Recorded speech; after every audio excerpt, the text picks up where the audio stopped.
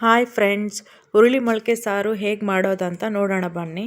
ಒಂದು ಪಾತ್ರೆ ತಗೊಂಡು ಎಣ್ಣೆ ಹಾಕಿ, ಎಣ್ಣೆ ಕಾದ ನಂತರ ಸಾಸಿವೆ, ಕರಿಬೇವು, ಈರುಳ್ಳಿ ಹಾಕಿ ಚೆನ್ನಾಗಿ ಮಿಕ್ಸ್ ಮಾಡಿ, ನಂತರ ಬದನೆಕಾಯಿ ಹಾಕಿ ಇದ್ದರೆ ಹಾಕ್ಬಿಟ್ಟು ಮಿಕ್ಸ್ ಮಾಡಿ, ನಂತರ ಹುರುಳಿ ಮೊಳಕೆ ಕಾಳು ಹಾಕ್ಬಿಟ್ಟು ಅದನ್ನು ಮಿಕ್ಸ್ ಮಾಡಿ ಚೆನ್ನಾಗಿ.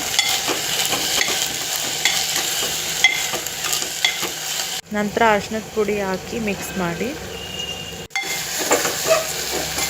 ಅದು ಮಿಕ್ಸ್ ಮಾಡಿ ಈಗ ಮಸಾಲೆ ಹೇಗೆ ಮಾಡೋದು ಅಂತ ನೋಡೋಣ ಬನ್ನಿ.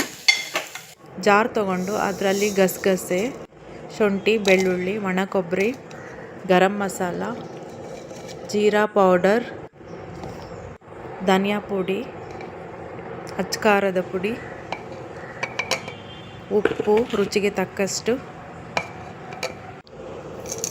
ಹಾಕಿ ಪೇಸ್ಟ್ ಮಾಡಿ, ಅರಿಶಿನ ಹಾಕಿ ಪೇಸ್ಟ್ ಮಾಡಿ, ನಂತರ ಸ್ವಲ್ಪ ಕೊತ್ತಂಬರಿ ಸೊಪ್ಪು ಹಾಕಿ ಇನ್ನೊಂದು ರೌಂಡ್ ತಿರುಗಿಸ್ಬಿಟ್ಟು ಪೇಸ್ಟ್ ಮಾಡಿ, ಟೊಮೊಟೊ ಹಾಕಿ ಬೇಯಿಸಿ ತಿಂತಾ ಇರೋದೆ.